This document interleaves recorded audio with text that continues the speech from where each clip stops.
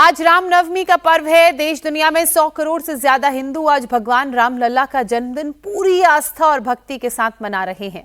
कहीं कीर्तन हो रहे हैं तो कहीं अखंड पाठ का आयोजन किया जा रहा है। लेकिन पश्चिम बंगाल में रामलला के जन्मोत्सव पर बेहद हैरान करने वाला माहौल है। रामनवमी के मौके पर पूरे बंगाल में अलर्ट है, हाई अलर्ट। चप्पे चप्पे पर पुलिस बल की तैनाती है। पुलिस के आला अधिकारी फौज के साथ फ्लैग मार्च कर रहे हैं। रामलला की शोभा यात्रा को लेकर ममता सरकार और बीजेपी भी आमने सामने है। वहीं आज नंदीग्राम में राम मंदिर निर्माण की आधारशिला रखी जाएगी। रामनवमी पर निकाली जाने वाली शोभा यात्राओं को लेकर पुलिस सबसे ज्यादा अलर्ट है। हाईकोर्ट के आदेश के बाद शोभा यात्रा निकालने की परमिशन तो मिल गई है, लेकिन बहुत सी शर्तें कोर्ट की तरफ से लगाई गई हैं, जिनमें पहली शर्त यह है कि 500 से ज्यादा लोग यात्रा में शामिल नहीं होंगे।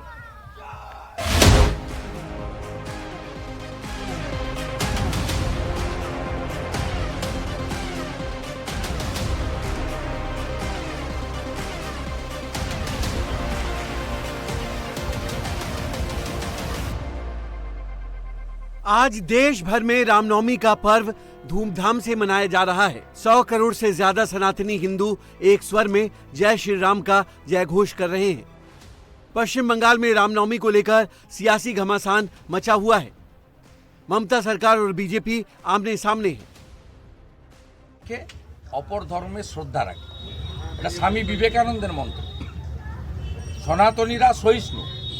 আমি তো বলছি তৃণমূলের জিহাদি এবং পুলিশ কাল যদি বাড়িতে থাকে তাহলেই শান্তিপূর্ণ রামনবমী উদযাপন হবে। এরা রাস্তায় থাকলেই সমস্যা তৈরি হবে।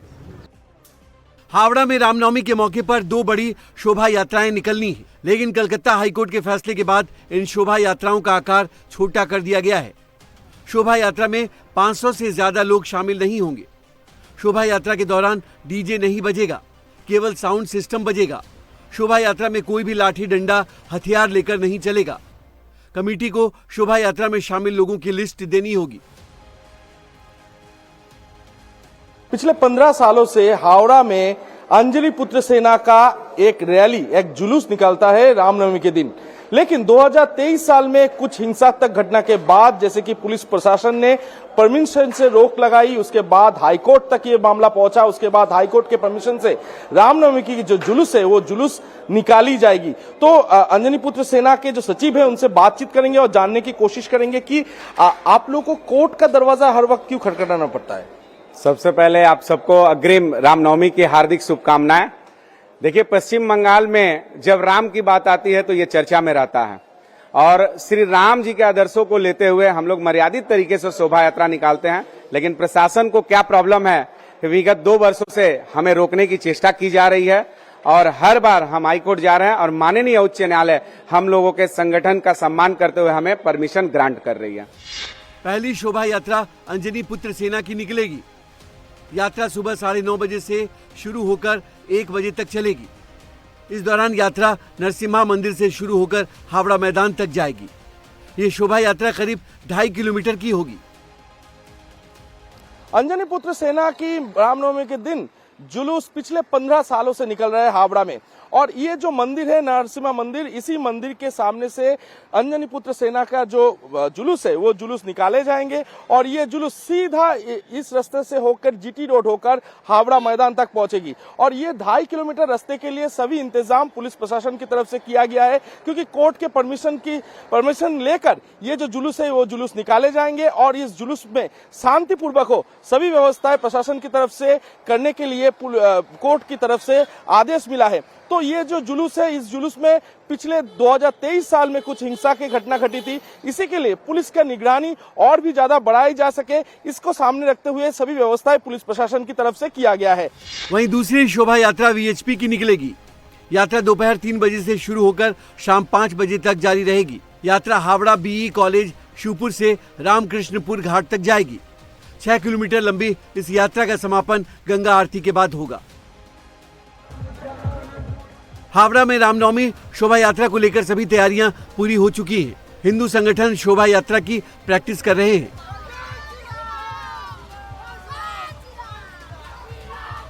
जिन रास्तों से शोभा यात्रा निकलनी है उन रास्तों को भगवा रंग से पाट दिया गया है। जगह जगह बैनर, पोस्टर और झंडे लगे हुए हैं।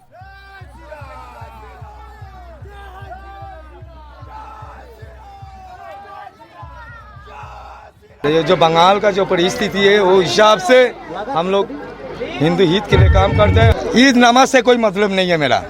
मैं आदि अनंत सनातन वैदिक हिंदू धर्म का है। मेरा जो कर्तव्य है, हम सनातन सबको लेके चलते हैं और बाकी किसी से हमको मतलब नहीं है। जो अधर्म का काम करता है उनसे कोई मतलब नहीं है मेरा। वहीं सिलीगुड़ी में रामनवमी को भव्य बनाने के लिए तैयारियां फाइनल हो चुकी हैं। आयोजन को सफल बनाने के लिए कई संस्थाएं काम कर रही हैं। शोभा यात्रा के दौरान भक्तों को देने के लिए 1 लाख लड्डू तैयार किए गए हैं। हिंदू संगठन लोगों को भगवा ध्वज देकर घरों में लगाने की अपील कर रहे हैं कि अभी 1 वर्ष पूर्व ही अयोध्या में प्रभु श्री राम के जन्म स्थान पर मंदिर का प्राण प्रतिष्ठा हुआ। जिस प्रकार से हिंदू समाज में एक धार्मिक और आध्यात्मिक पुनरुत्थान की लहर चल रही है, उसी हिसाब से का जो रामनवमी का उत्सव है उसको भी बड़े उत्साह के साथ और बड़ी श्रद्धा और शांति के साथ मनाने की तैयारियां पूरी जोरों पर है। रामनवमी के मौके पर बीजेपी नेता शुभेंदु अधिकारी अपने विधानसभा क्षेत्र नंदीग्राम में भव्य राम मंदिर के निर्माण का शिलान्यास करने जा रहे हैं। शुभेंदु अधिकारी ने इस दौरान महिलाओं से अपने घर से शंख लेकर आने का निवेदन किया है। नंदीग्राम के दक्षिण में सोनाचूर इलाके में 3.5 बीघा जमीन पर राम मंदिर का निर्माण होगा। इसके साथ ही बीजेपी के कई दिग्गज नेता रामलला की शोभा यात्रा में शामिल होंगे।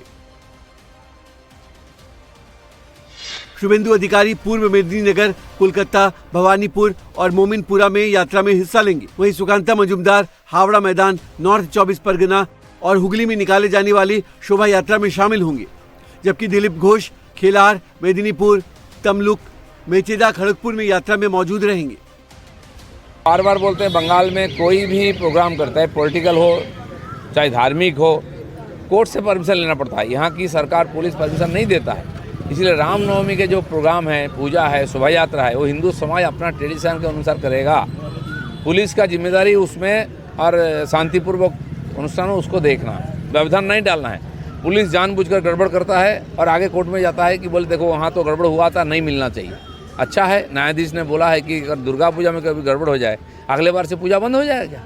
ऐसा निकम्मा पुलिस देश में कहीं नहीं है। अभी पूजा हमारा रामनवमी में जुलूस नहीं निकले, इसलिए जगह जगह दंगा फसाद कराया जा रहा है और उसी को बहाना लेके पुलिस रोकने का प्रयास कर रहा है। हिंदू समाज का अधिकार है अपने ढंग से पूजा अनुष्ठान मनाने का, उसी अनुसार मनाएगा। पुलिस का शांति रक्षा करना है वो करेगा। रामनवमी पर पूरे पश्चिम बंगाल में लगभग 250 जुलूस निकाले जाएंगे। इस दौरान राज्य में सुरक्षा सुनिश्चित करने के लिए पुलिस ने कड़े कदम उठाए हैं। आसनसोल, कोलकाता, हावड़ा, हुगली, उत्तर 24 परगना, दक्षिण 24 परगना, वर्धमान में पुलिस खास निगरानी कर रही है। 10 जिलों और पुलिस कमिश्नरेट को संवेदनशील घोषित कर दिया गया है। आला अफसर संवेदनशील इलाकों में फ्लैग मार्च कर रहे हैं। कोलकाता में भी शांति बनाए रखने के लिए करीब 6000 पुलिसकर्मियों की तैनाती के साथ पुख्ता इंतजाम किए गए हैं। पता है रामनवमी का त्यौहार है और शोभा यात्रा जगह जगह से निकली जाएंगी, जो कि हर साल ही होता है, कोई ऐसा नया नहीं है।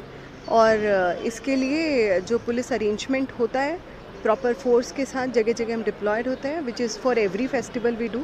रामनवमी क्योंकि एक बड़ा फेस्टिवल है और बहुत सारा बड़े शोभा यात्रा हैं, इस वजह से एक अरेंजमेंट किया गया है। बाकी इसके लिए जगह जगह हमने कैमरास लगवाए हैं और एक नॉर्मल एरिया डोमिनेशन है to check the routes, that's it, for the safety of the people and so that peacefully this celebration goes, that's it.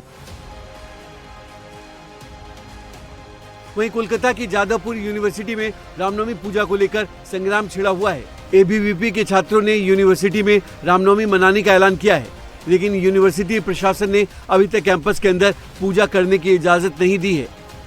VC से पूजा की परमिशन नहीं मिलने के बाद भी छात्र पूजा करने पर अड़े हुए हैं। आज सुबह 11 बजे यूनिवर्सिटी कैंपस के अंदर रामलला की पूजा होगी। हम लोग पूजा कर रहे हैं यूनिवर्सिटी हम लोगों को परमिशन नहीं दिया है ऑफिशियली। ये रीज़न दिखा के कि सीजन नहीं है और पिछले किसी भी साल में नहीं हुआ, लेकिन हम लोग इंटीमेशन दिया है कि हम लोग पूजा कर रहे हैं। हम लोग थाना को पुलिस स्टेशन में भी इंटीमेशन दिया है कि हम लोग को सेफ्टी सिक्योरिटी के बारे में चांसलर साहब को भी हम लोग मेल किए कि हम लोग यहाँ पे पूजा कर रहे हैं, हम लोग को सेफ्टी सिक्योरिटी दिखा जाए, यही बात है। और हम लोग जो ये लोग एक्सक्यूज देता है ना प्रोबेसी या ये लोग, यूनिवर्सिटी तो चल रहा है, आराम से चल रहा है। यहाँ पे फ्री प्लस से नहीं आए, दूसरा कुछ प्रोग्राम भी होता है विदाउट परमिशन, तो सब कुछ होता है, इफ्तार भी होता है, कोई दिक्कत नहीं है। लेकिन फिर रामनवमी के लेके ये लोग राम का जो पूजा है उसको लेके ये लोगों का दिक्कत है, क्योंकि यहाँ पे जो नक्सल माओइस्ट या लेफ्ट लीनिंग जितने भी ऑर्गेनाइजेशन है उन लोगों का दावा पे ये लोग आके यूनिवर्सिटी अथॉरिटी ये डिसीजन लेता है। हम लोग का बार बार यही होता है, मतलब जो ये लोग करते हैं वो सही नहीं है। रामनवमी पर पूजा और शोभा यात्रा की जारी सियासी संग्राम में कांग्रेस की भी एंट्री हो गई है। कांग्रेस ने कहा है कि बीजेपी और टीएमसी दोनों ही वोट बैंक के लिए हिंदुओं को हथियार बना रही है। राम का पूजा करना कोई खराब चीज नहीं है।